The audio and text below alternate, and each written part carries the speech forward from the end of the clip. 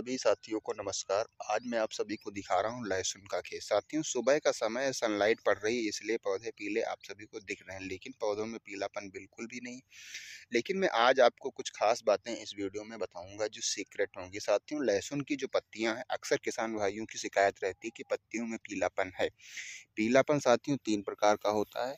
एक तो पीलापन अगर नमी अधिक है उस परिस्थिति में आता है, या दूसरी कंडीशन होती है साथियों, जब लहसुन की निराई करवाई जाती है तो उस समय पौधे भी पीले पड़ जाते हैं। तो किसान साथियों, यह जो पीलापन है यह एक स्टेज का है, इसमें किसी भी प्रकार की कोई रोग की समस्या नहीं होती। साथ ही साथ किसान साथियों, मैं आप सभी को बता रहा हूँ दूसरा पीलापन जो होता है।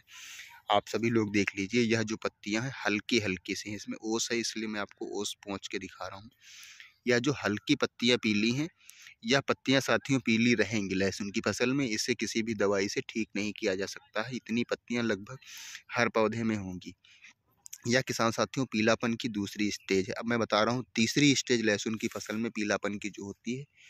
अगर उस परिस्थिति में आप सभी लोग अपनी लहसुन की फसल में दवाइयों का प्रयोग नहीं करेंगे तो साथियों आपको बहुत बड़ा नुकसान उठाना पड़ सकता है। आप सभी लोग देख लीजिए, यह पत्तियां जो है इतनी इतनी सूखी हुई हैं, इसमें किसी भी प्रकार की कोई समस्या नहीं है। अब मैं आप सभी को बता रहा हूँ कौन सी परिस्थिति में आप सभी को तत्काल प्रभाव से अपनी लहसुन की फसल में दवाइयों का छिड़काव करना चाहिए, नहीं तो फसल हो सकती है बर्बाद। तो साथियों, यह जो पत्तियां आप सभी लोग देख रहे हैं, इसमें सिर्फ पत्तियों का जो ऊपरी सिरा है उसमें हल्का सा पीलापन है। तो ऐसी परिस्थिति अगर आपके लहसुन की फसल में है तो घबराने की बिल्कुल भी ज़रूरत नहीं है। इसमें सिर्फ सिंपल दवाइयों का आप सभी लोग अपनी लहसुन की फसल में स्प्रे करते रहें।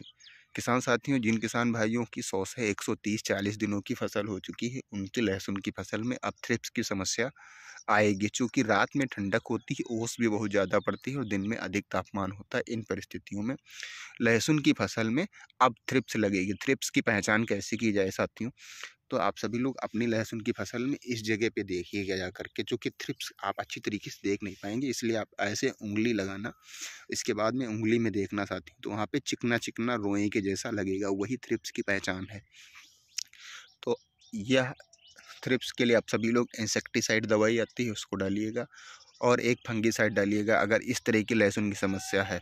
तो साथियों, इसमें ऐसी परिस्थितियों में आप सभी को डालना होगा एजाक्सिस्ट्रोबिन 11% प्लस टेबुकोनाजोल 18.3% SC। किसान साथियों, इसमें जो एजाक्सिस्ट्रोबिन होता है उसमें पौधों में जो फंगस की समस्या आती है उससे वह दूर करता है, और टेबुकोनाजोल जो होता है वह साथियों अगर पौधे में ज़्यादा पीलापन है या कम है उससे कोई मतलब नहीं है। पौधों में अगर सड़न गलन की समस्या हो रही है और जड़ में किसी भी प्रकार की कोई समस्या आ रही, तो उन परिस्थितियों में आप सभी लोग एजाक्सिस्ट्रोबिन 11% प्लस टेबुकोनाजोल 18.3% का आप सभी लोग 2 ml प्रति लीटर पानी की दर से अपनी लहसुन की फसल में स्प्रे करिएगा। साथ ही साथ किसान साथियों, यह फंगीसाइड मैंने बताया है। अब दूसरा प्रोडक्ट आप सभी को इंसेक्टिसाइड लेना। इंसेक्टिसाइड में आप सभी को लेना क्या है, पिप्रोनिल 40% प्लस इमिडाक्लोप्रिड 40%। किसान साथियों, यह घर्रा कंपनी की पुलिस के नाम से बहुत फेमस दवाई होती है। इसकी डोज आप सभी को 10 ग्राम दवाई 15 से 20 लीटर पानी में घोल करके अपनी लहसुन की फसल में स्प्रे करिएगा, तो जो थ्रिप्स की समस्या है वह भी समाप्त होगी, और जिन किसान भाइयों की लहसुन की फसल में जलेबी रोग आ रहा है वह भी समाप्त होगा। किसान साथियों, जलेबी रोग लगने के अब चांसेस ज़्यादा हो रहे हैं, क्योंकि अब पौधे की जो उम्र है वह आधे से अधिक हो चुकी है। इन परिस्थितियों में जलेबी रोग लगता है। अब पौधे का कंद विकसित हो रहा है, तो कंद विकसित होने की परिस्थिति में लहसुन की फसल में बहुत सारी समस्याएं आएंगी। तो यह 2 चीज़ें हो गई। एक तो मैंने आप सबकी एजाक्सिस्ट्रोबिन प्लस टेबुकोनाजोल या फंगीसाइड बताया, दूसरा आप सभी को मैंने पिप्रोनिल प्लस इमिडा या साथियों इंसेक्टिसाइड हो गया, इसकी डोज मैंने आप सभी को बता दी है।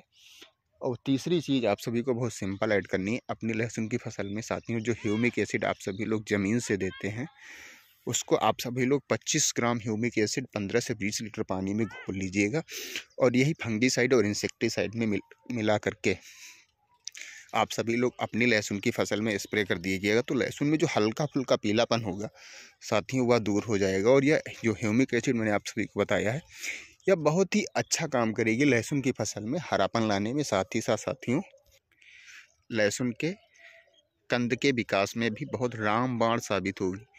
साथियों, इन तीनों प्रोडक्टों को आप सभी लोग अपनी लहसुन की फसल में अच्छी तरीके से अलग घोल बनाने के बाद में ही स्प्रे करें। इन तीनों प्रोडक्टों का घोल अलग अलग रहेगा। इसके बाद में सिलिकॉन बेस का स्टिकर लीजिएगा, इसके बाद में स्प्रे पंप आप सभी लोग अच्छी तरीके से धुल लीजिएगा। इसके बाद में इन तीनों दवाओं को आधा स्प्रे पंप पानी भरने के बाद में डालिएगा।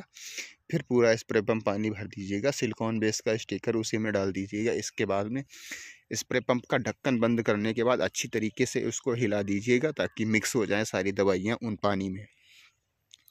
इसके बाद में आप सभी लोग अच्छी तरीके से अपनी लहसुन की फसल में स्प्रे करें। बहुत से किसान भाइयों के द्वारा गलतियां होती हैं साथियों। जब लहसुन का पौधा छोटा होता है उन परिस्थितियों में लहसुन के पौधों में कम पानी लगता है, यानी कि कम स्प्रे पंप में दवाई का छिड़काव हो जाता है। लेकिन पौधे बड़े हो चुके हैं और इन परिस्थितियों में आप सेम वही डोज उतना ही स्प्रे पंप पानी डालेंगे तो साथियों अब उतना रिस्पांस नहीं मिलेगा। इसलिए आप सभी को अच्छी तरीके से अपनी लहसुन की फसल में दवाई का छिड़काव करना होगा, तभी अच्छा रिस्पांस मिलेगा।